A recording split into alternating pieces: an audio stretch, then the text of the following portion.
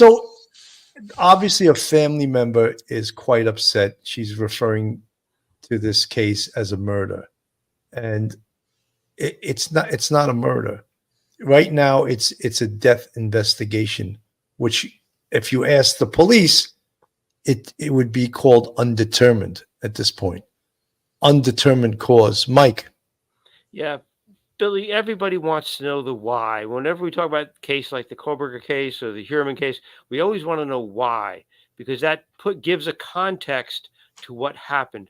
Right now, people don't understand the context that you could have three, healthy guys. That some of the guys do construction and things like that. These are guys that are very strong, very healthy. They're in their mid to late 30s. They're prime of life, and they're all dead and all together in a backyard dead.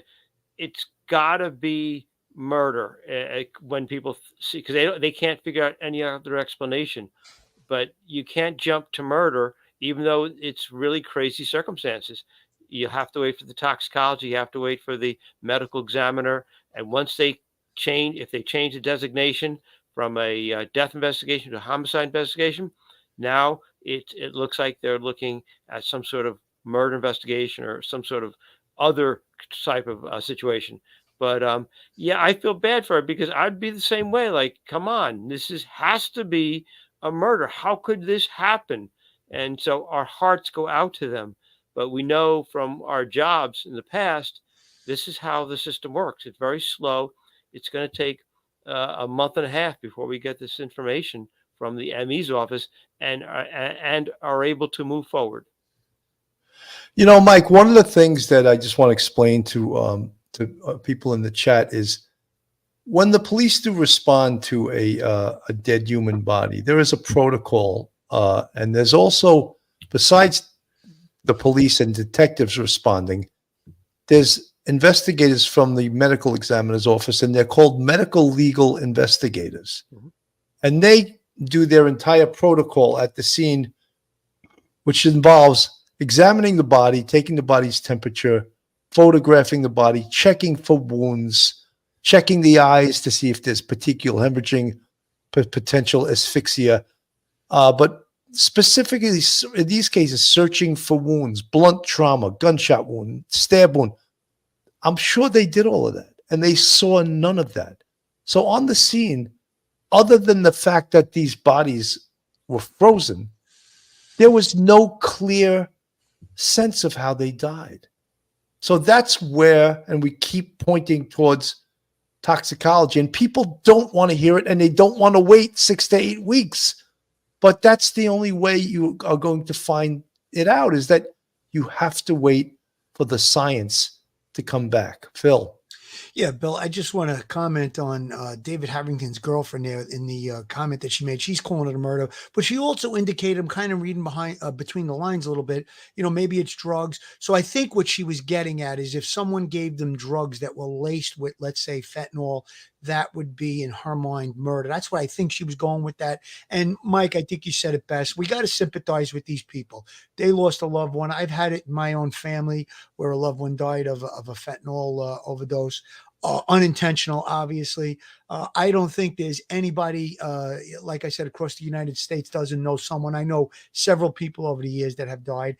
And, that's the real victims. One, obviously, the victim is the person who died. But once they're gone, the remains is the family members, the loved ones that are going to have to deal with this. So, police do their investigation. They get interviews going. They examine the bodies.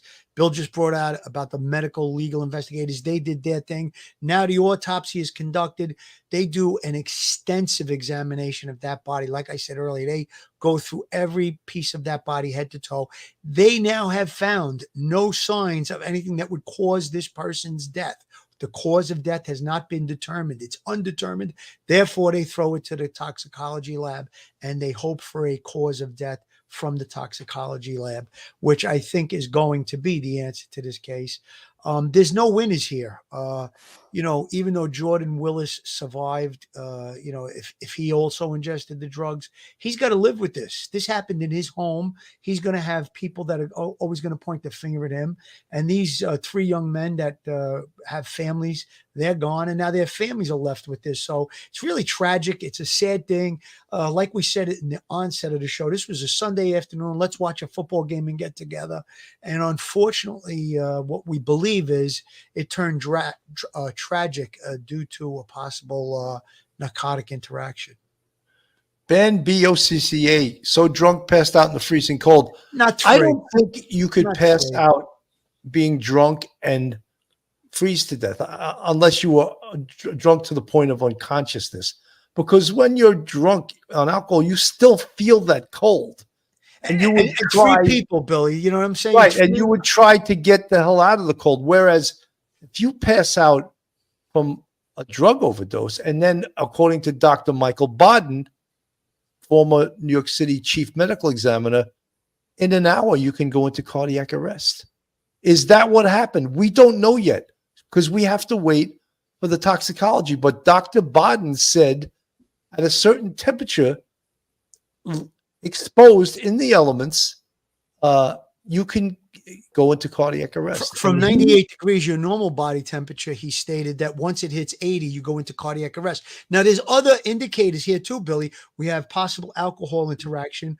We have a possible drug interaction. Now, fentanyl, and I talked about this before we went on the air with you, Bill, it slows your breathing. It slows your breathing down considerably. That's how you eventually go unconscious. And then once your breathing stops, your heart eventually stops. So you have all of those components, plus you have the elements. You have the cold weather.